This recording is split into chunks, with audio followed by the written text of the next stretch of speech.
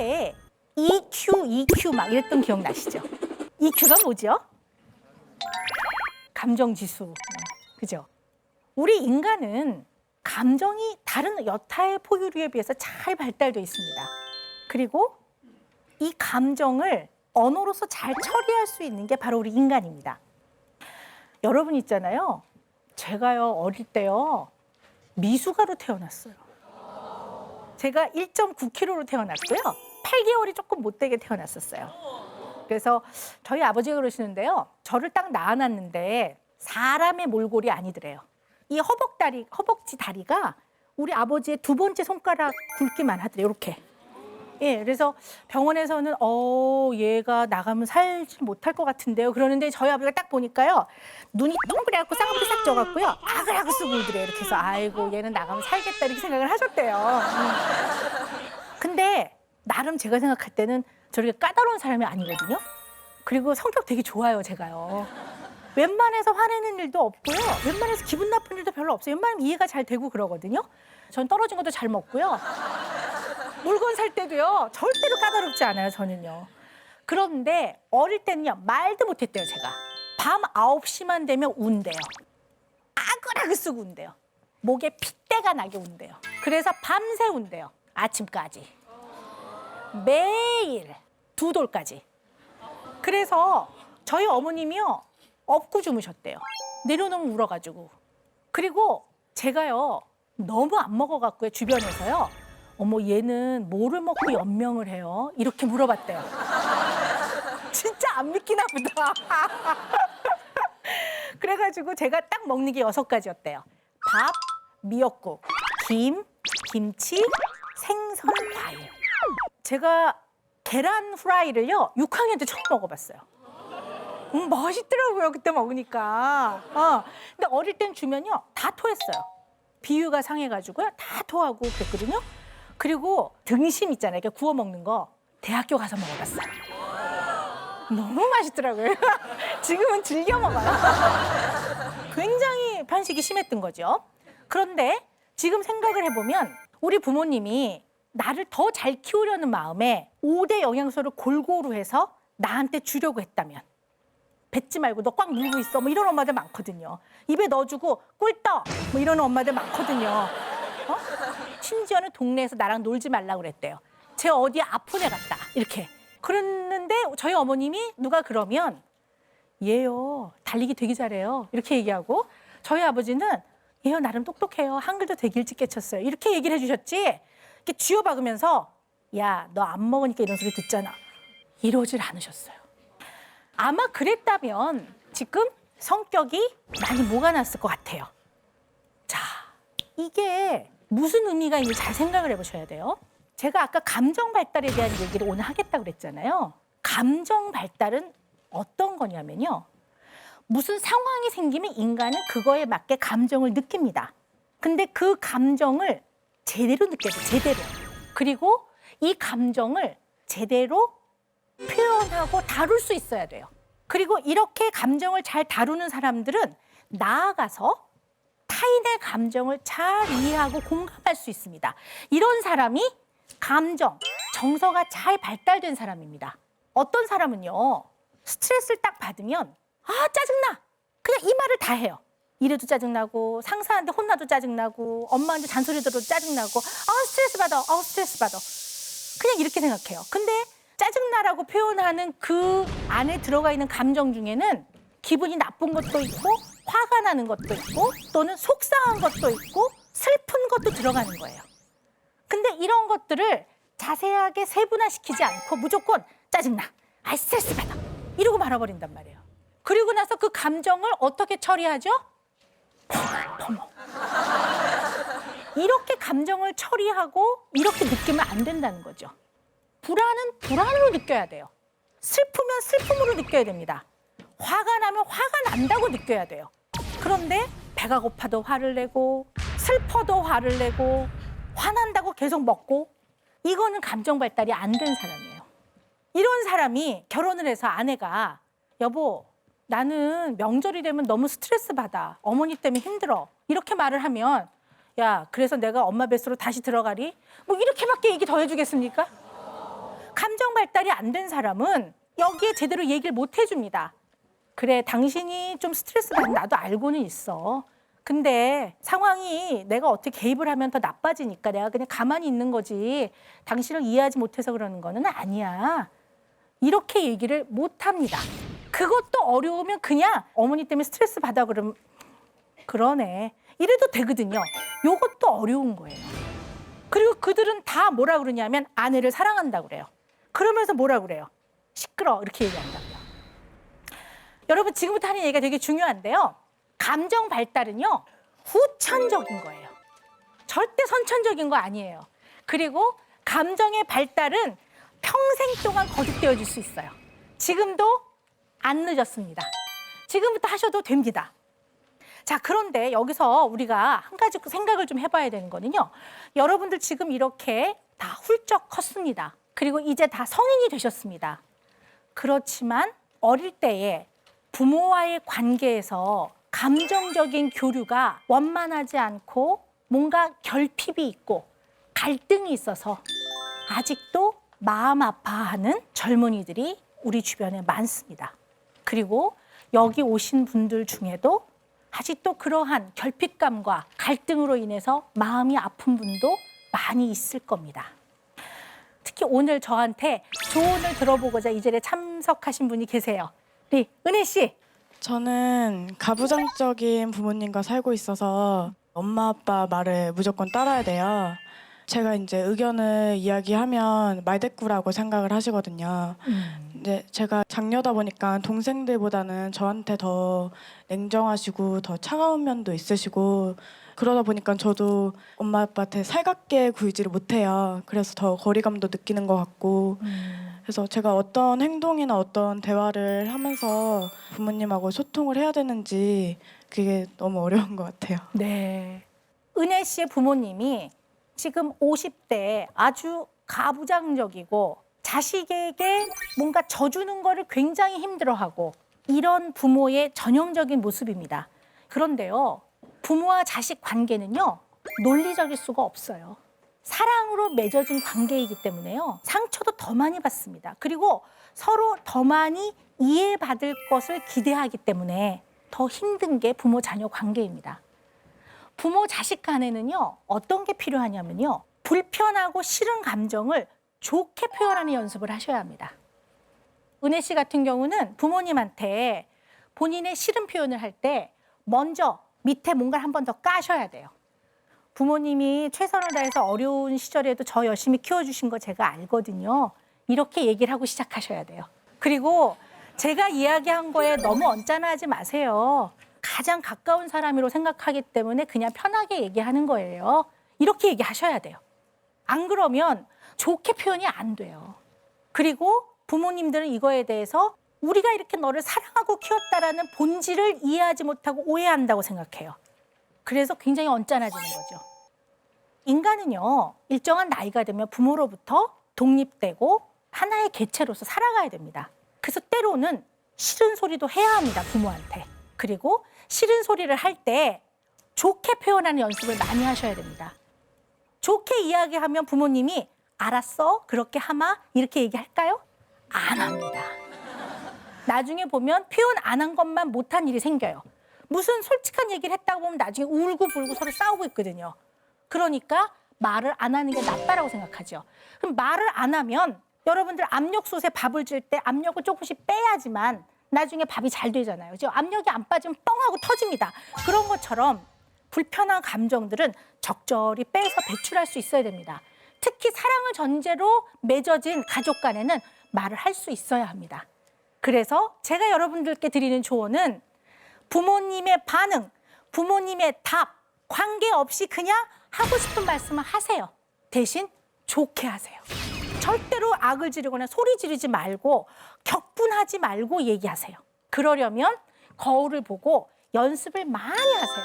혼자 방 안에서 중얼중얼 근데요 제가요 이렇게 하시라고요. 응? 어쩌면 이렇게 부모 자녀 관계에서 마음의 상처를 입고 갈등을 겪는 젊은이들이 원하는 건 딱 하나일 거예요. 나는 좋은 사람이에요. 나를 이렇게 좋은 사람으로 키워주신 엄마 아빠께 사실은 마음으로 감사드려요. 두 분이 나를 사랑하는 거를 모르지 않아요. 그렇지만 나 잘 되라고 했던 표현 중에는 어린 내가 받아들이기에는 너무 상처가 됐던 게 많아요. 그리고 그때 마음이 아팠었어요. 그런데 그냥 말씀드리고 싶은 거예요. 내가 이랬다라는 거를. 이거예요. 그죠?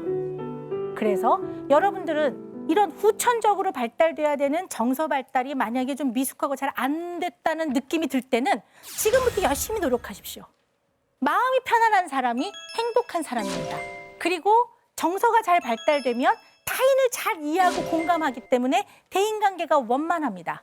그래서 행복해지실 수가 있습니다. 자리에 앉아서 제가요 아버지 중학생도 됐고요. 그랬더니 그래 그러시더라고요. 제가요 사막에 떨어뜨려 놔도 제가 혼자 살아나올 거거든요. 그러니까요 제 인생은 제 거거든요. 제가 알아서 살게. 이제 좀 주제를 바꿔볼게요. 우리는 죽어라고 취직 준비를 하는데 맨날 취업 어렵다는 기사밖에 없어요. 학위를 받아도 뭐 어디서 어서 옵쇼를 안 해요. 그리고 취직을 했는데 정말 죽도록 일해야 되고 인터넷 같은 데 보면 누구는 무슨 쇼핑몰을 해서 대박을 냈다 이러는데 연봉을 오를 생각을 안 해요. 이처럼 여러분들은 마음 한편에서는 좌절과 절망이 많은 젊은이들입니다. 그렇지만 우리가 이렇게 살아갈 수는 없습니다. 좌절과 절망이 많은 젊은이들이요. 공격성을 길러야 합니다. 공격성? 오, 선생님 무슨 웬 공격성? 이렇게 말을 하실 거예요. 근데 도널드 윈너컷이라는 유명한 학자가 있습니다. 이 도널드 윈너컷이 공격성, 영어로 말하면 aggression이라고 합니다. 이 aggression은 나한테 주어진 옛것을 허물고 나만의 새로운 삶, 인생을 창조해 나가는 데 필요한 에너지 동력원이다. 이렇게 말을 했습니다. 이야, 멋있는 얘기 아니에요? 저는 막 그 얘기를 듣고 우와 이랬어요. 왜 그랬냐면요. 저는요. 좀 맹랑한 애였어요. 맹랑한 애. 제가 중학교 1학년 때였던 것 같아요. 3월 달로 제가 기억을 해요. 자려고 이렇게 누웠는데요. 잠이 잘 안 와요. 그리고 바람소리가 쌩쌩 들리더라고요. 그래서 누웠다가 벌떡 일어나서 아 오늘 내가 이 얘기를 좀 해야 되겠다. 그리고 이제 방으로 갔어요. 안방으로. 똑똑 두드렸더니 저희 부모님이 야 너 왜 그러니? 제가 드릴 말씀이 있거든요. 그랬더니 너 왜? 들어와라 그러시더라고요. 그래서 제가 딱 자리에 앉아서 제가요 아버지 중학생도 됐고요. 그랬더니 그래 그러시더라고요. 제가요 사막에 떨어뜨려 놔도 제가 혼자 살아나올 거거든요. 그러니까요 제 인생은 제 거거든요. 제가 알아서 살게. 얼마나 맹랑해요, 그죠? 지금 생각해 보면. 근데 저희 아버지가 그 얘기를 딱 듣더니 눈을 동그랗게 뜨시더니 그래라 그러시더라고요. 그래서 참 할 말이 없죠. 그래라고 하니까 네 열심히 살겠습니다 이러고 나와서 그게 바로 제가 말씀드린 공격성입니다. 여러분들이 여러분 부모님이 주어진 삶 그것을 허물고 여러분만의 새로운 창조적인 인생으로 살아나가는 데는 반드시 에너지원이 필요합니다. 여러분들요 누가 지나갈 때 콱 쳤어요. 그러면 아파 이렇게 할 수 있어야 된다는 얘기죠. 또는 누가 야 너 이따위로 할 수 있어? 이렇게 얘기하면 너나 잘해 이렇게 할 수 있어야 된단 말이에요. 부모님이 뭐라 하면 저는 그렇게 생각 안 하는데요 이렇게 할 수 있어야 되고 회사에 나가서 여러분들의 상사가 말도 안 되는 걸 요구하면 이거는 좀 부당하다고 생각합니다 이렇게 말할 수 있어야 돼요. 세상을 살아나가는데 누구랑 주먹질을 하라는 게 아니라 그런 싸움을 하라는 게 아니라 당당하게 세상에서 오는 자극을 향해서 더 굳건히 버틸 수 있는 힘이 필요하다는 거죠. 이 공격성은 인간관계의 가장 기본입니다. 그리고 이 공격성이 적당히 발달이 돼야지만 다시 한번 해보지 뭐 잘할 수 있을 거야 이런 마음이 생깁니다. 그리고 대인관계에서 지나치게 쫄지 않는 힘도 생깁니다. 그런데 이 공격성이 잘 발달이 안 되면 지나치게 공격적이거나 지나치게 위축될 수 있습니다. 여러분 자신이 그것이 잘 발달되는지 잘 한번 생각해 보세요. 자기 내면을 잘 봐보세요. 작은 소리에도 내가 너무너무 기분 나빠하지 않는지 조금만 소리에도 손톱을 세우고 있는 건 아닌지 그리고 누가 조금만 뭐라고 해도 지나치게 위축되고 쫄진 않는지 이런 생각을 잘 해보셔야 됩니다. 그래서 여러분이 상처받았을 때 여러분이 거울을 보고 스스로에게 한솔아 아까 너 상처받았지? 너가 기분 나쁜 건 당연한 거야. 그렇지만 너에게 그렇게 말한 애가 꼭 너보다 잘난 건 아니야. 그리고 걔가 반드시 정답은 아니야. 그리고 거울 보기 연습하세요. 야, 너 지난번에 이렇게 말하니까 나 기분 나빴다, 야. 자, 그리고 여러분들이 공격성을 발달시키기 위해서는요, 운동을 좀 하세요, 운동. 저희 아들이요, 초등학교 3학년 때요, 목욕을 시키는데요, 여기가 이렇게 퍼렇게 멍이 들어왔어요. 깜짝 놀랐어요. 너 여기 왜 이렇게, 왜 그러니? 했더니 걔가 하는 말이, 엄마, 우리 반에 심모라고 하는 애가 나를 매일 때려. 그래서 너무 놀랐어요. 왜? 했더니 엄마, 걔는 이유도 없이 그냥 때려, 나를. 너는 뭐 하는데? 걔가 하는 말이, 엄마, 내가 걔를 뻥 하면 걔 날라가. 걔 되게 조그맣거든. 근데 우리는 등치가 좀 크거든요. 제가 이런 일을 하는 사람이지만 그래도 자식이 맞아갖고 온다니까 엄청 열받더라고요. 그래서 보통 엄마들 같으면 걔 누구야? 당장 가자. 저도 사실 정말 그러고 싶었는데 마음을 누르고, 야, 근데 걔가 너를 부당하게 때리는 건 그거는 안 되잖아. 부당하게 때릴 때는 너를 방어해야지, 가만히 있으면 안 되거든. 그러니까 우리 아들이 하는 말이, 엄마, 그래서 내가 너 한 번만 더 때리면 선생님한테 잃는다, 이렇게 얘기했더니 매일 딱 한 번만 때리고 가. 어이가 없더라고요. 딱 한 번만 때리고 쏘리 그러고 간대요. 그래서 사실은 엄마, 나 여기 때릴 때는 너무 아파. 그래서 걔가 올 때는 부들부들 떨려. 뭐 이러더라고요. 그래서 제가 뭐라 그랬냐면, 야, 이 힘이 다는 아닌데 일단 배에다 힘을 넣고 머리카락을 한번 날려라. 야, 죽는다. 이렇게 말하라고 그랬더니 우리 아들이, 엄마, 그렇게 심한 말을, 이러더라고요. 그래서 제가 한 20번 연습을 시켰는데 잘 못하더라고요. 그래서 자기가 어떻게 알아서 해보겠대요. 근데 며칠, 한 뭐 일주일 지난 다음에 다시 보니까 멍이 없어요. 그래서 내가, 너 걔 때려줬냐? 그랬더니, 아니요.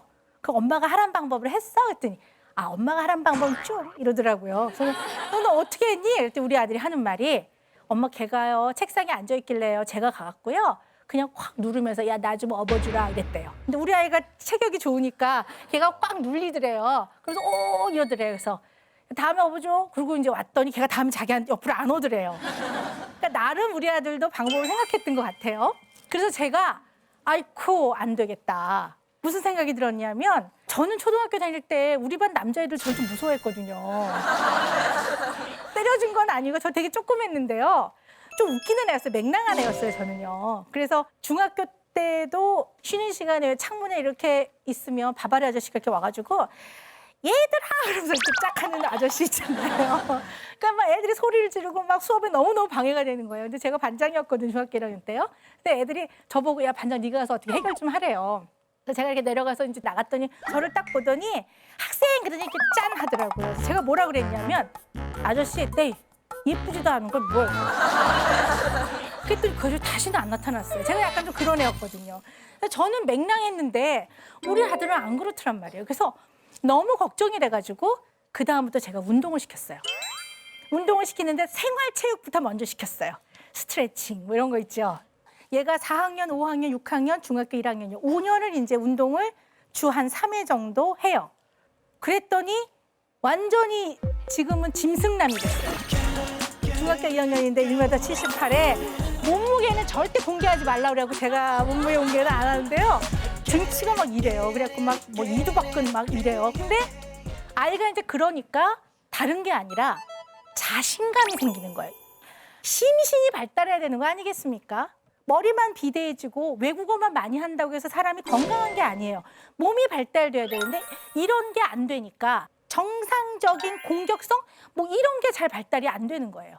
그러면 세상을 향해서 내가 단단하지 않은데 무슨 미래에 대한 희망과 비전이 있겠습니까? 반드시 운동을 하십시오. 그렇다고 해서 돈을 들여서 체육관을 가라 이런 뜻은 아닙니다. 집에서라도 하세요. 맨손 체조라도 좀 하시고 몸 스트레칭도 하시고 적당히 걷는 걸 좀 하시는 게 필요합니다. 제가 이 얘기를 하면서 또 찔려요. 제가 운동을 못하고 있거든요. 속으로 여러분들 아유 그러는 선생님이랑 운동 좀 하세요. 이런 생각이 들 것 같은데 어쨌든 저는 50이 다 된 아줌마고 여러분들은 훨씬 저보다 밝은 미래가 있지 않습니까? 그죠? Twist like a knife for the rest of your life. You think that life's a joke, but there ain't too much to laugh at, and it's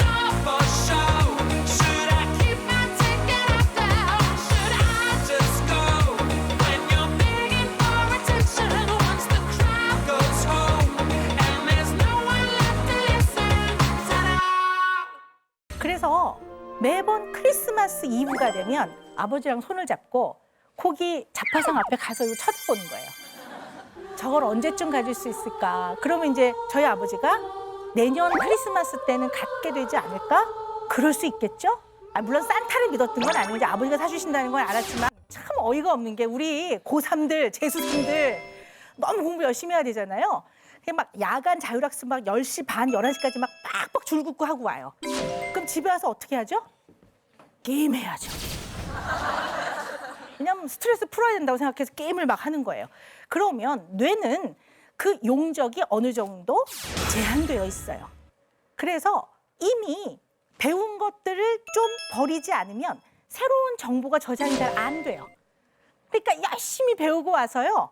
게임을 막 열심히 하면 그 전에 열심히 공부한 게 다 없어져요. 그러니까 참 이게 어떻게 보면 영양가 무지 없는 거예요. 실속이 없고. 그러니까 뇌를 쉬게 하려면 그냥 좀 가만히 있는 게 좋아요. 이렇게 가만히 멍 때리고 이렇게. 과연 여러분들이 그런 시간을 얼마나 갖고 있는지 한번 잘 생각을 해보라고요. 그런데 또 문제는 이 부모님들이에요. 자녀가 와서 이렇게 좀 약간 멍 때리고 있거나 소파에서 이렇게 하고 있으면요. 그 꼴을 못 봐요. 쉬는 동안에 다리라도 좀 움직여라. 그리고 어린 아이들도 너 숙제했니? 너 지금 뭐 하고 있니? 너 그다음 할 걸 빨리 생각해. 이렇게 얘기를 한단 말이에요. 그래서 여러분들이 보면 하루 종일 소음, 사람의 말소리에 시달리고 있어요. 그런데 이 생활에 너무너무나 익숙해지다 보면은요. 그것이 문제라는 거를 잊어버립니다. 그리고 너무나 익숙해져서 생각을 차근차근 하는 게 매우 어렵다라고 저는 생각합니다. 그리고 그 과정을 너무 지루해하고 못 견뎌해요. 이런 사람들은 결국은 충동적이고 욕구 조절을 하기가 어렵습니다. 여러분들 다 뭐 요즘 들고 싶어하는 명품 뭐 백들 있죠. 그것 때문에 아르바이트해서 돈 모으는 사람도 있을 거예요. 그리고 남자들은 태블릿 PC, 뭐 좋은 스마트폰 나오면 막 갖고 싶고, 그죠? 그게 자존심이 막 들고 막 이러잖아요. 그런데 우리가 이렇게 차근차근 생각하는 능력이 없으면요. 심지어는 무엇인가를 갖고 싶은 욕구마저도 지연시키는 게 굉장히 어렵습니다. 우리 부모님 세대는 과연 어땠을까? 이런 생각을 해보면 그 시대는 참 없이 살던 시대예요. 근데 저는요, 우리 부모님 세대하고 여러분들의 딱 중간이라고도 볼 수 있어요. 왜냐하면 저희 때는 한참 경제가 발전하려고 하는 그 전 단계였고요. 그렇지만 저희 역시도 갖고 싶은 거를 충분히 잘 갖지 못했던 세대입니다. 저는 지금 기억나는 게 하나 있는데요. 제가 살던 동네에 운동용품을 이렇게 파는 조그만 잡화상 같은 게 있었어요. 근데 거기 이렇게 쇼윈도에 스케이트가 하나 걸려 있는 거예요. 하얀색 가죽 스케이트. 우리 김연아 선수가 신는 피겨 스케이트가 딱 걸려 있는데요. 때가 꼬질꼬질 묻어 있었어요. 근데 저는요, 그게 너무 갖고 싶었어요. 그래서 매번 크리스마스 이브가 되면 아버지랑 손을 잡고 거기 자파상 앞에 가서 이거 쳐다보는 거예요. 저걸 언제쯤 가질 수 있을까? 그러면 이제 저희 아버지가 내년 크리스마스 때는 갖게 되지 않을까? 그럴 수 있겠죠? 물론 산타를 믿었던 건 아니고 이제 아버지가 사주신다는 건 알았지만 그 1년을 또 기다려요. 내년 크리스마스 때는 선물로 받게 되지 않을까? 이러다가 결국 그것을 6학년 크리스마스 이브날 선물로 받았습니다. 물론 빨간색 스케이트였어요. 전 지금도 그걸 기억해요. 그 스케이트를 6학년 때 받았는데 저는 세상을 다 얻은 것 같았어요. 너무 좋은 거예요. 너무 좋고 어떤 마음이 한편 들었느냐 하면은 우리 아버지가 약속을 지켜주셨구나. 이게 5년 이상이 걸렸지만 내가 그걸 갖게 됐을 때 그 기쁨이 이루 말할 수가 없었습니다. 그때에 비하면 여러분들은 너무나 풍요롭죠. 물질이 요즘엔 넘쳐나요. 여러분들 여기 휴대폰, 휴대전화기 없습니다. 손 한번 들어보세요. 봐요. 한 분도 없어요. 이렇게 우리가 뭔가 신상품이 나오면 빨리빨리 움직이고 뭔가 기능이 더 좋은 걸 갖고 싶단 말이에요. 이처럼 늘 너무 지루한 걸 못 견디고 빨리 움직여야 되고 원하는 건 빨리 가져야 되고 그리고 뭔가 침묵이 흐르는 건 너무 지루하고 지겹고 이러면 충동 조절이 어렵고 이 충동 조절이 어려운 사람들은 욕구 지연이 굉장히 어려워요. 그리고 이런 사람들은 결과 예측이 어렵습니다. 그리고 우리 인생은 딱 정해진 결과는 물론 없습니다만 그래도 어느 정도는 결과를 예상해보고 그 예상된 결과를 가지고 방향도 수정해보고 오류도 바꿔보고 그러는 게 인생 아니겠습니까? 인간의 기능 중에서 여타의 다른 동물과는 구별되어지는 가장 중요한 기능 중에 하나가 바로 조절 기능이라고 여러분께 말씀드리고 싶습니다. 여기 지금 다 이렇게 앉아 계시잖아요. 근데 어떤 사람은 갑자기 일어나서 막 이렇게 하고 싶은 사람도 있을런지 몰라요. 그렇지만 그냥 가만히 앉아 계시는 거거든요. 그 다음에 우리 인간은 언어를 조절할 수 있어야 합니다. 예를 들어서 친구가 와서 야, 나 이거 선물로 받은 옷인데 어때, 이쁘지 않냐? 자기가 봤을 땐 되게 촌스러워요. 그래도 괜찮네 이렇게 얘기해줘야지. 야, 됐다 촌스럽다. 야. 이렇게 말하면 어떻게 인간관계가 완전 깨지는 겁니다. 그죠? 그래서 언어적으로 자기를 조절할 수 있어야 합니다. 그리고 인간은 감정을 조절할 수 있어야 합니다. 그리고 인간은 아까 말씀드렸지만 욕구 조절을 할 수 있어야 합니다. 이처럼 조절 능력을 갖춰야 하는데 이 조절 기능은 자기가 편안하고 모든 스트레스가 없는 아주 편안한 안정된 상태, 그리고 하고 싶은 거를 할 수 있는 상태, 하기 싫은 거를 안 해도 되는 상태가 되면 조절 기능은 필요 없어요. 그렇죠? 근데 어디 인생이 그렇습니까? 하기 싫어도 해야 되는 게 있고 하고 싶어도 못하는 게 있습니다. 이럴 때는 조절 기능이 필요합니다. 이 조절 기능을 가장 약화시키는 것 중에 하나가 이 소란스러움, 시끄러움, 너무 빠름, 그다음에 갖고 싶은 게 너무 많고 물자가 너무 풍부하고 이런 것들을 못 갖는 것이 너무나 괴롭고 조용하면 지루하고 지겹고 이런 것들이 조절 기능을 망치는데 가장 주역이다. 그래서 사일런스, 침묵을 즐길 줄 아셔야 합니다. L'amour, personne à l'horizon, puisque le temps assassin, personne ici n'a plus de saison. Pourquoi écouter en vain la météo cruelle? Moi j'aime autant. 왜냐하면 생각하는 연습이 안 돼 있는 거예요. 여러분의 삶은 만족스럽습니까? 라고 물어보면 대답은 여러 가지일 것 같아요. 자, 인간이 행복하려면 저는 두 가지 조건이 아주 중요하다고 생각합니다. 첫째, 마음이 편안해야 됩니다. 둘째, 대인관계가 원만해야 됩니다. 이래야 사람은 행복합니다. 부귀 영화도 아니고요. 젊은 나이에 뭘 하나 이룬 거, 이것이 꼭 행복의 조건은 아닙니다. 아니 뭐 재벌이라고 하루에 5끼를 먹겠습니까? 그리고 뭐 금변기에서 볼일을 보시겠습니까? 절대 그렇지 않습니다. 엄청난 부를 이룬 재력가들이 꼭 행복할까요? 저는 그렇게 생각 안 합니다. 그렇지만 마음이 편안하고 주변 사람들과 원만하게 지내고 친지, 친구, 가족들과 편안하고 이 사람이 행복한 사람 아닐까요? 그러면 내가 과연 마음이 편안한가를 보려면 나의 내면을 들여다볼 수 있어야 합니다. 나는 과연 어떤 사람이고 나는 무엇을 불편하게 생각하고 내 인생에서 중요한 건 무엇이고 내가 인생에서 정말로 피하고 싶은 건 무엇이고 하는 거를 잘 들여다봐야 합니다. 이렇게 주변을 보면요, 가끔요 어떤 엄마는요 애랑 걸어갈 때요 아이의 보폭에 자기 걸음을 안 맞추는 엄마가 있어요.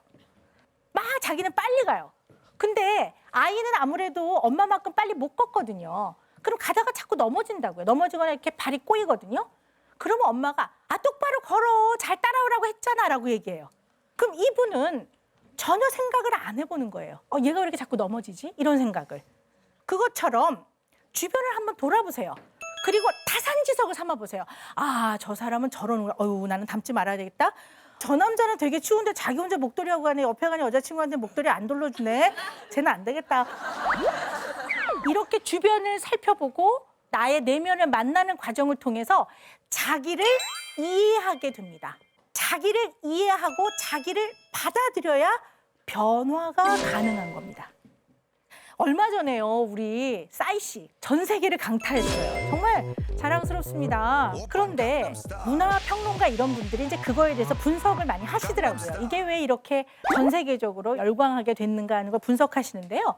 사실은 여러분들 스스로가 분석할 수 있어야 돼요.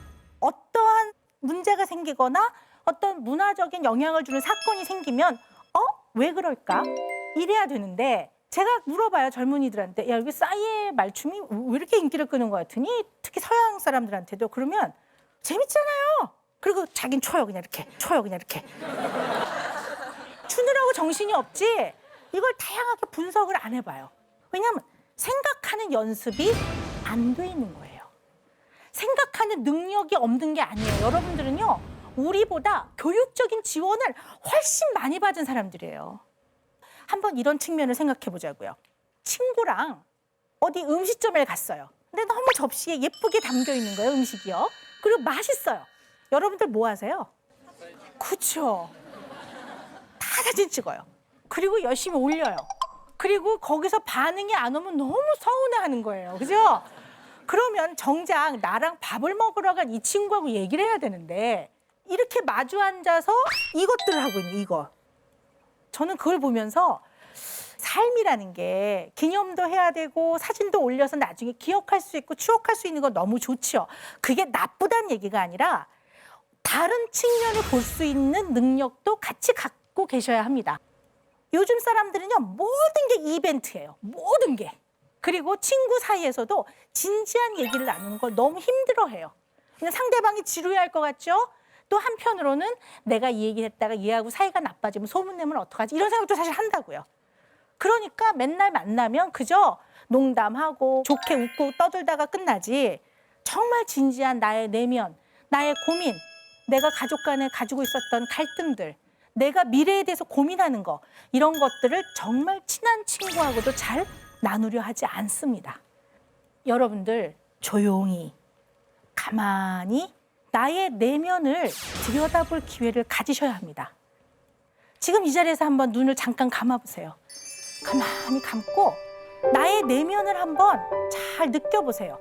그게 익숙하지 않은 사람들은요, 감은 눈의 힘을 배꼽으로 보내보세요. 배꼽. 그리고 가만히 느껴보세요. 내가 이 자리에 오늘 왜 왔나? 나는 요즘에 무엇 때문에 고민하나? 어떤 걸로 갈등하고 있나? 나는 누군가? 나한테 중요한 것들은 무엇인가? 이런 생각들을 쭉 해보셔야 합니다. 이게 매일매일의 삶에서 너무 바쁘다 보면 잊어버려요. 그러면 여러분들 매일 화장실은 한 번씩 가시죠. 화장실 가실 때 스마트폰 가져가지 마시고 배꼽에 힘을 보내고 내가 누구인지, 내가 요즘 고민하고 있는 건 무엇인지, 내가 불안할 땐 도대체 무슨 걱정을 하고 있는지 생각을 잘 해보시기를 바랍니다. In another life, I would be your girl. We keep all our promises, be us against the world. In another life, I would. 저 자소서 안 봅니다. 여러분들이 회사 지원할 때 결정을 하는 사람들이 자소서 볼 것 같아요? 안 봅니다. 안 봐요. 저한테 상담을 받으러 오는 젊은이들 중에는요, 자소서, 자기소개서 때문에 절망하고 슬퍼하는 사람도 많아요. 정말 쓸 게 없대요. 쓸 게 없는데 거짓말하기 싫대요.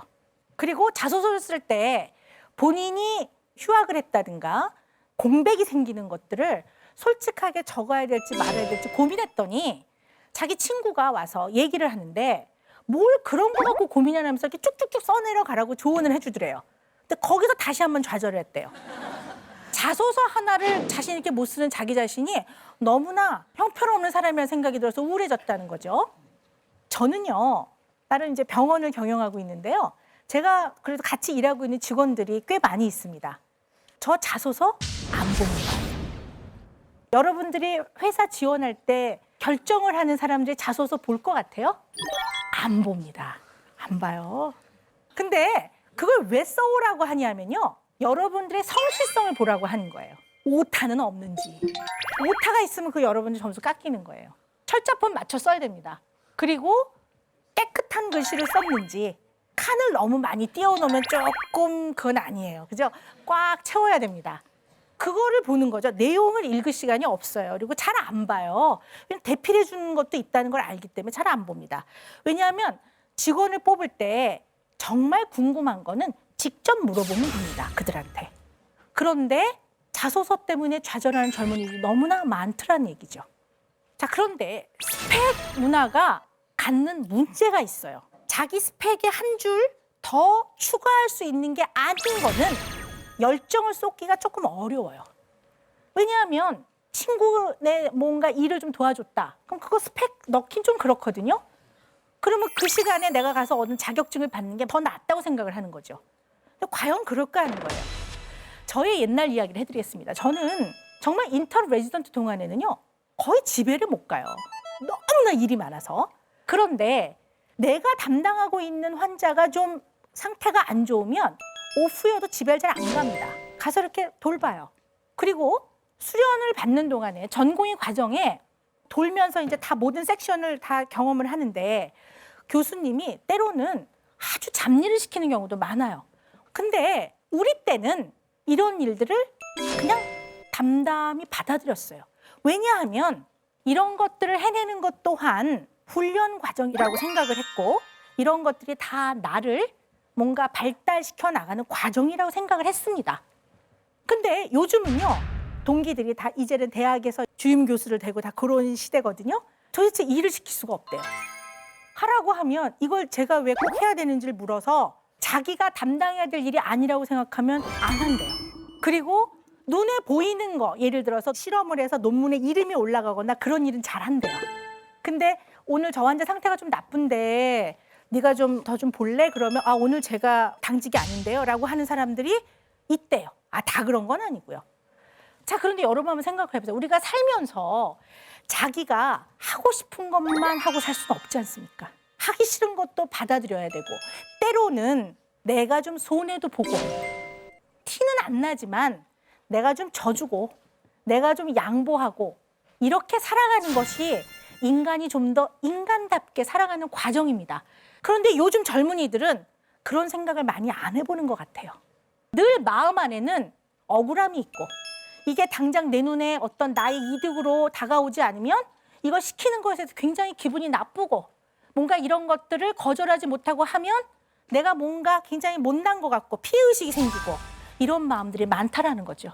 그래서 스펙을 쌓는 열심히 살아가는 것이 나쁘다는 게 아니라 너무나 스펙만을 쫓다 보면 눈에 보이진 않지만 우리 인간이 사회적 동물로서 이 사람들하고 살아가는 데 있어서 가장 필요한 거 좀 배려하고 서로 협동하고 좀 이해해주고 때로는 좀 손해도 보고 져주기도 하고 이런 것들에 대한 경험을 잘 못하지 않을까라는 걱정을 하게 됩니다. 요즘요 어린아이들부터 여러분들 영어 공부 정말 열심히 하는 것 같아요. 그죠? 영어 못하잖아. 근데 죽도록 하는데 영어 잘해요? 못하죠? 그래서 저는 뭐라고 얘기하냐면요. 아, 영어 열심히 하지 말라 그래요. 물론 공부는 해야죠. 해야 되는데 네이티브하고 막 열심히 막 그냥 막 의사소통 못하는 거에 너무 기죽을 거 없어요. 왜냐하면 한 10년쯤 지나면요. 딱 이렇게 꽂으면 바로바로 동시 통역되는 기계 나옵니다. 여러분들 초등학교 때부터 영어에 올인합니다. 그래서 지금 결과가 뭐예요? 영어 잘 못해요, 여러분들. 나를 포함해서 잘 못해요. 우리 한국어만 못해요. 그리고 여러분들 모국어, 한국어 너무 못해요. 제가 아까 자기소개서의 유일한 거 철자법만 맞으면 된다고 제가 말씀드렸죠? 그 철자법 다 틀려요, 여러분들. 그리고 맨날 영어 쓰느라고 그리고 여러분들 맨날 이거 하느라고 한국어를 써보라고 하면 글자도 너무너무 삐뚤빼뚤해. 그다음에 여러분들 제일 많이 하는 게 뭔지 아세요? 뭐라고 얘기하면요. 정말? 정말이야? 대박이다. 그 말 이외에는 잘할 줄을 몰라요. 그 좋은 대학을 간 청소년들도 뭐라고 얘기를 하냐면 선생님 제가 솔직하게 얘기를 하면요. 제가요 교과서 이외에 제대로 되어 있는 문학서적 두꺼운 거를 읽어본 게 몇 권이 안 됩니다. 이렇게 얘기를 해요. 이러니 한국 사람이 모국어인 한국어를 제대로 사용하지 못하고 그렇다고 영어를 꼭 잘하는 것도 아니고 여러분이 노력하실 거는 이력서에 한 줄 더 들어가는 스펙이 아니라 자기네 나라 모국어로 제대로 읽고 말하고 듣고 쓸 줄 알아야 합니다. 그리고 이거를 다른 사람과 잘 공유할 수 있어야 되고 자기 생각을 머릿속에서 잘 정리해낼 수 있어야 됩니다. 결국 이런 게 안 되면 공부는 너무 많이 했어요. 너무 많은 사교육과 너무나 많은 학원, 너무나 많은 과정을 거쳤지만 제대로 머릿속에서 생각을 정리할 수 없는 그런 사람으로 커버린다는 거죠. 말하자면 고비용 저효율입니다. 그래서 스펙을 쌓지 않았다고 절대로 좌절하실 필요가 없습니다.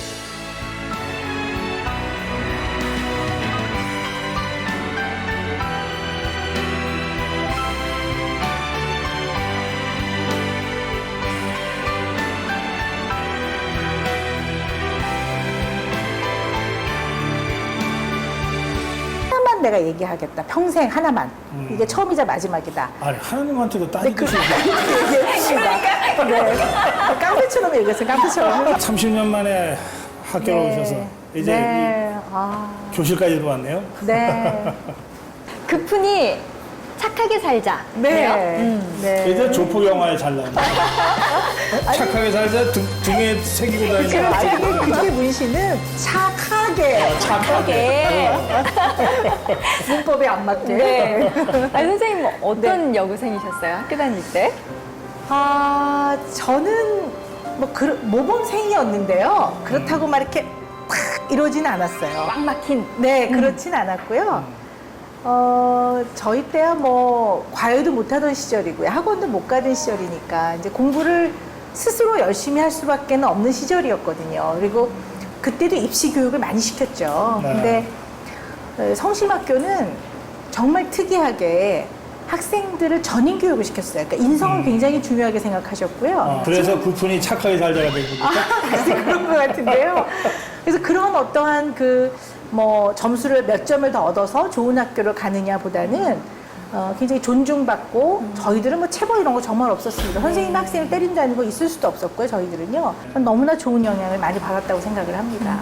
그래서 늘 제가 왜 아이들 존중해 주라고 그러고 절대 아이 체벌하지 말라고 그러는 것도 어쩌면 여기서부터 시작이 됐다고 생각하시죠. 자랑하실 만하네요. 네, 진짜요.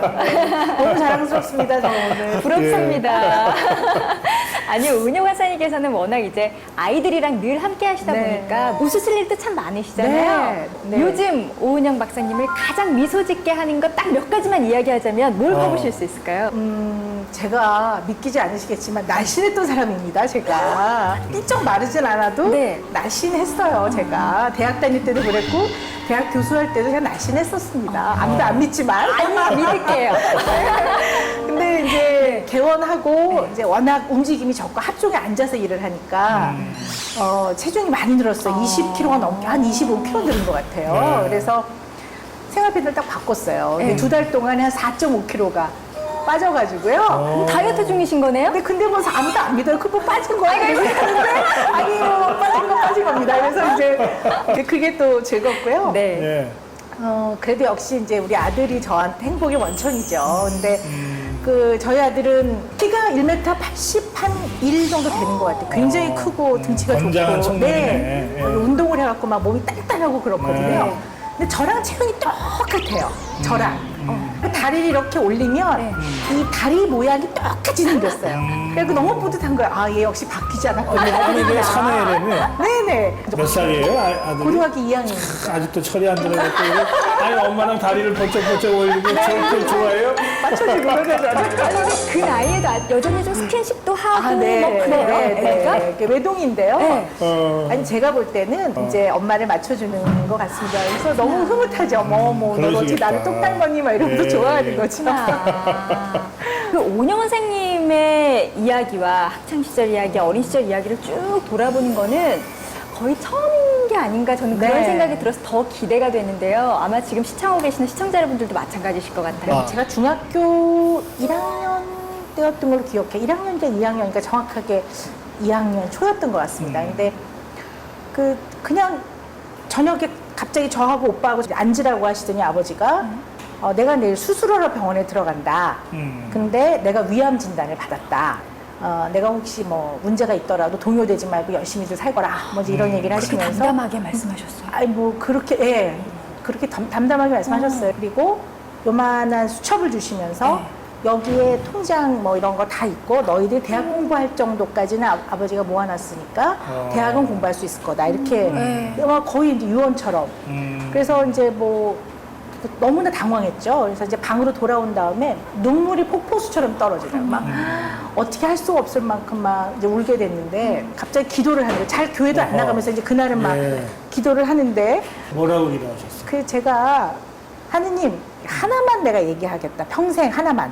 이게 처음이자 마지막이다. 아니 하나님한테도 따지듯이 얘기했습니다. 네. 깡패처럼 얘기했어요. 깡패처럼. 그래서 이거를 우리 아버지의 그 건강을 찾아주시면 제가 열심히 공부해서 내 의대를 가서 의사가 되겠습니다. 그리고 평생 동안 마음이 아프거나 몸이 아픈 사람을 위해 최선을 다하겠습니다라고 기도를 막 울면서 아버지가 갑자기 위암으로 네. 수술하는 그날 의사 얘기를 하겠다고 네. 하나님한테 맹세를 하는 네. 바람에 네. 꼼짝없이 여기까지 오셨구나. 네, 그렇습니다. 네. 그래서 어쨌든 뭐 기도 덕인지 아니면 수술하신 선생님이 워낙 잘 수술을 해주셔서 그 덕인지 모르겠지만 저희 아버님이 85이신데 아직까지 건강하세요. 네. 어릴 때도 좀 주변 친구들을 많이 챙긴다든지 네. 좀 아픈 사람들이 눈에 들어왔다든지 뭐 그런 경험들을 좀 자주 하셨어요? 근데 또 대답하면 또 잘난 척한다고 그러시니까. 말 안 하기 약속. 정말 그랬습니다. 저는 관심 굉장히 많았고요. 네. 늘 잘 관찰하고 쟤는 왜 그럴까? 뭐 이렇게 애가 또 기분이 안 좋은 것 같으면 너 오늘 어디 안 좋니? 이렇게 물어보기도 하고 그런 많이 어릴 때부터 있었어요, 제가요. 네. 근데 굉장히 밝으시네요. 저요? 네. 사실 제가 2008년도에 그 굉장히 큰 수술을 받았습니다. 2008년에. 네네. 그래서 그 당시에 이제 건강검진을 저희 이제 부부가 가서 검진을 받았는데 검진 중에 보니까 이게 담낭에 어허. 그 초음파에서 보이는 담낭은 이거는 영락 없는 악성 종양이에요. 그래서 이거 악성인 것 같다고 선생님이 이러더라고요. 그래서 깜짝 놀라가지고 제일 먼저 물어보는 게 얼마나 살 수 있어? 이걸 물어보는 거죠. 한 6개월 사실 것 같아요. 뭐 이러는 거예요. 우리 그날이 토요일인데 그래서 나와서 이제 우리 남편한테 내가 이런 소리 들었다 하니까 우리 남편 운전을 못하래. 더더더 떨면서 이제 차를 갓길에 세우고 막 울더라고요. 이제 의사들이니까 다 아니까. 네. 그래가지고 이제 거의 이제 마음을 정리를 하고 네. 그리고서는 입원을 했어요. 이제 화요일 저녁에 입원을 했는데 그 제 1년 후배가 또 회진을 올 때 따라왔더라고요. 그래서 아니 웬일이냐 그랬더니 건강검진에서 대장에도 암세포가 발견이 됐다는 거예요. 그래서 이게 제일 나쁜 시나리오는 전이라는 거죠. 그럼 3개월밖에 못 사신다는 거예요. 그래서 선배님한테 반드시 말씀을 드리고 정리하실 시간 드려야 될 것 같다고 온 거예요. 이제 수술하러 들어갔는데 다행히 담낭암은 아니었고요. 이게 대장에는 이제 문제가 좀 있어서 그거는 조기에 발견을 해서 이제 조기에 해결을 하고 지금까지 건강하게 사는데요. 그때 담낭을 뗐어요. 저는 쓸데없는 사람입니다, 제가. 네. 그래서 담낭은 없으나 이제. 아니 네. 그래요. 요즘만 쓸데없는 사람들 많죠. 그런 아주 결정적인 계기가 있었죠, 제가. 그러셨구나. 자. 예. 아니, 근데 저는요, 퇴원을 하고 저 진료실에 다시 왔는데요. 세상에 제가 수술했다는 소리를 듣고 어떤 어머니가 도시락을 6개를 싸갖고 왔는데 그러면서 하시는 말씀이 원장님 보니까 점심 식사를 제대로 안 하시더라고. 그러면서 정말 제가 끌어안았어요. 눈물이 막 앞을 가리면서 이렇게 고맙구나 사람들이. 네, 그러면서 야 역시 인간이 희망이고 인간만이 사람 세상에서는 정말 힘이 되는구나. 이러면서 다시 한번 나한테 생명을 주신 거는 또 좋은 일 하라고 더 좋은 일 앞으로 열심히 하라고 지치지 말고 잘난 척하지 말고 이렇게 이제 알아듣고 굉장히 또 새 삶을 얻었어요 제가. 예.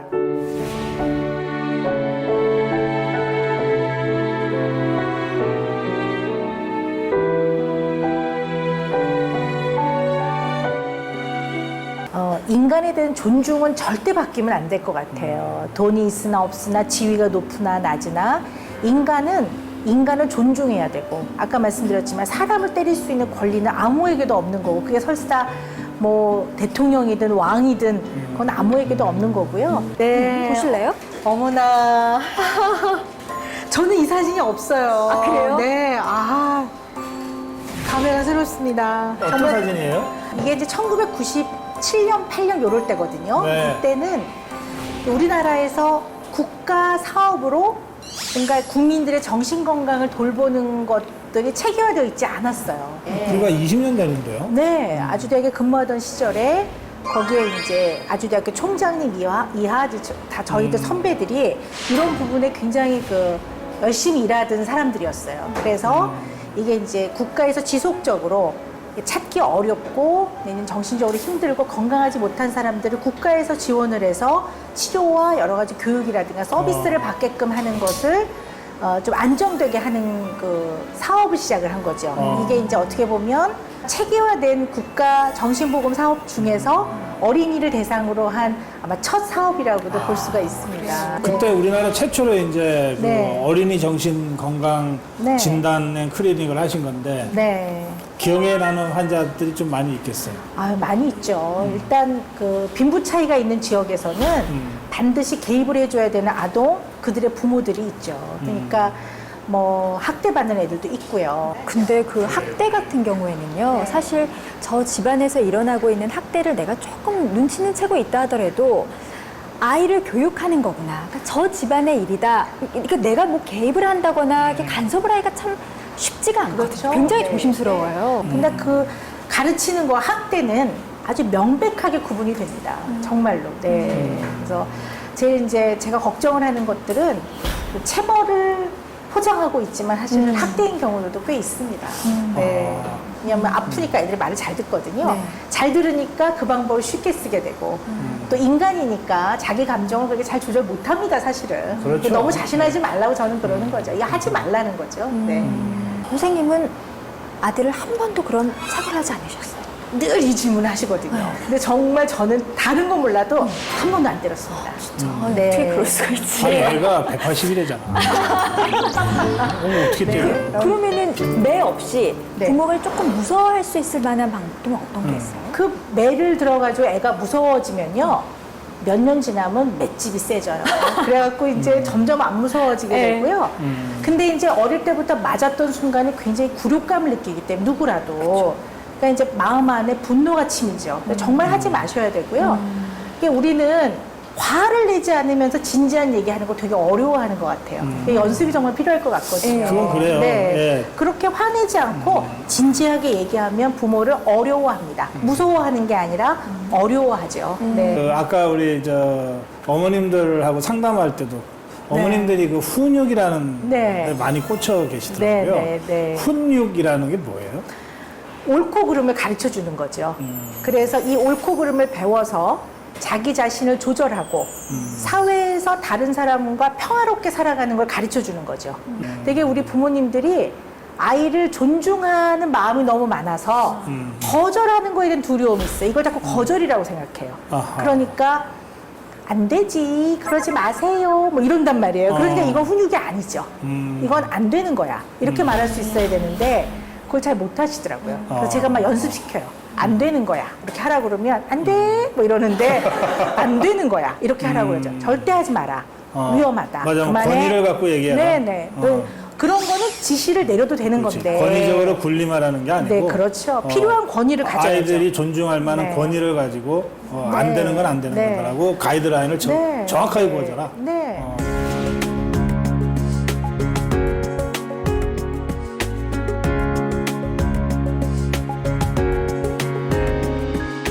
보건복지부 발표에 따르면요, 네. OECD 국가들 가운데서 우리나라 아이들의 행복감, 행복 지수가 가장 낮았다고 나왔대요. 근데 이유가 뭐라고 생각하세요? 그러니까 어린아이들은 가장 큰 이유가 엄마가 혼내고 화내서 소리 질러서가 불행한 이유고요. 그다음에 이제 초등학교 아이들 역시 이제 공부 한 3학년만 돼도 공부 학업이고요. 그다음에 초등학교는 친구 관계에서 끼지 못할 때. 아, 그게 네, 있겠다. 네, 그럴 때 외롭죠. 아이가 힘들고요. 그리고 중고등학교 가면 이제 그 중학교 힘든 시기잖아요. 원래가 자기가 사춘기고 막 질풍노도의 시기고 막 이런데 뭐 잘하는 것도 없는 것 같고 자기는 뭐 춤도 못 추고 노래도 못 불러 얼굴도 별로야 공부도 못하는 것 같아. 근데 친구도 많지 않아. 그럼 이제 나는 뭐 살 가치가 없어. 네, 나는 평범해. 근데 평범한 모든 것도 다 노력하면 잘할 수 있다는 얘기거든요. 그리고 꼭 잘해야 되냐고요. 그렇지 않겠습니까? 그런 이제 아주 아이들의 혼란과 이제 어려움이 있고요. 고등학교는 당장 입시죠. 네, 입시인데 그럼 네 그런 어려움이 많은 그러면 거죠. 애들이 행복하게 느끼면서 생활하게 하려면 어떻게 해야 돼요? 내가 우리 아이를 어떻게 키울 건지에 대한 철학과 개념이 좀 있어야 될 것 같아요. 그리고 그걸 통해서 끊임없이 고민을 해봐야 될 것 같아요. 머리를 쥐어뜯을 것까지는 없지만 고민. 내가 지금 이렇게 하고 있는 것이 과연 아이한테 도움이 될까? 뭐 이런. 얘한테 행복할까? 네. 아이를 얘가 도와주는 행복을 느끼고 일일까? 사나? 네. 너무 열심히 일하는 대한민국 국민들인데 보면은 너무 안 됐어요. 늘 이렇게 불안하고 뭔가를 신뢰하기가 너무 어렵고 막 그러니까 그런 이러잖아요. 엄마 아빠를 네. 보면서 애가 어떻게 행복을 느끼겠냐고. 네. 그러니까 애 시험 보러 가면 잘 봐야 돼 이렇게 얘기하잖아요. 그게 얼마나 사실은 아이한테 부담을 주는지 잘 생각을 해봐야 돼요. 공부에 너무 많이 할애를 하면 가족과 좋은 추억을 쌓을 수도 없고 또 공부는 아주 소수를 제외하고는 모두가 패배자거든요. 그러니까 늘 패배자 같은 생각을 하게 되니까 점점 삶의 의미가 없고 목표를 상실하게 되고 뭐 이런 아주 악순환이죠. 초등학교 고학년 중학교 때 저 그 말 안 했어요. 애가 시험 보러 가면 모르면 꼭 틀려와. 저는 그렇게 얘기했거든요. 그러면 우리 아들이 이상한 엄마야 막 이러고 가요. 그러나 제가 아이한테 네가 시험을 보는 이유는 무엇을 알고 무엇을 모르는지를 확인하는 건데 네가 찍어갖고 오면은 네가 이거를 착각한다 안다고 그렇지. 모르는 거는 화끈하게 틀려오라고 저는 그래요. 그런 얘기를 시험 보러 가면서 엄마한테 들으면 내가 왜 공부를 하는 건지, 내가 이 시험을 왜 보는 건지 그 목적이 뚜렷해질 것 같다는 생각이 네, 들어요. 뭐 어렵게 얘기할 거 없거든요. 그냥 모르면 틀려와. 그러면 되는 거거든요. 그럼 왜요? 그러면 그래야 제대로 배우지. 야, 시험지 잘 챙겨와라 하면 되는 거거든요. 근데 잘 봐야 돼? 이러면 애가 얼마나 부담스럽겠습니까? 근데 물론 그 말도 자식을 사랑하는 거잖아요. 그럼요. 잘 네, 되라고 네. 하는 거니까 우리가 고민을 해봐야 될 것 같아요. 이게 내가 잘하고 있나? 내가 하는 말이 도움이 되나? 과연 나는 우리 아이를 장기적으로 어느 방향으로 데리고 가고 있는가? 이런 고민을 좀 해보면 도움이 좀 되겠죠. 네. 진짜 오늘 많은 어머니들이 많이 배우셨을 것 같아요. 고민도 많이 하실 것 같고 앞으로는 아이들에게 내뱉는 한마디 한마디에도 신중을 기해서 하실 것 같고 그럼 뭐 애들이 좀 달라지겠죠. 네. 30년 만에 이제 학교에서 이제 박사님하고 이렇게 진짜 재밌게 말씀 들었는데 많이 바뀌었잖아요. 네. 그런 중에도 바뀌지 않은 것들이 또 있잖아요. 네. 세상사도 그럴 것 같아요. 네, 맞습니다. 안 바뀌었으면 이것만은 좀 가지고 갔으면 하는 게 있다면 뭘 말씀하시겠어요? 저는 그냥 인간에 대한 존중은 절대 바뀌면 안 될 것 같아요. 돈이 있으나 없으나 지위가 높으나 낮으나 인간은 존중해야 되고 아까 말씀드렸지만 사람을 때릴 수 있는 권리는 아무에게도 없는 거고 그게 설사 뭐 대통령이든 왕이든 그건 아무에게도 없는 거고요. 또한 존중뿐만 아니라 사람에 대한 배려와 이해도 정말 우리가 변하지 않고 가져가야 되는 게 아닌가 하는 생각을 합니다. 그게 가장 인간다운 것이 아닌가 이런 생각을 합니다. 박사님 하실 일이 많으신데 네. 지금도 나가시면 또 일하시러 갈 것 같아요. 오늘은 쉴 생각입니다. 휴가라. 오늘은 휴가시구나. 네. 예, 오늘 말씀 잘 들었습니다. 네, 예, 감사합니다. 또 뵙겠습니다. 네. 고맙습니다. 네, 감사합니다. 네, 또 뵙겠습니다.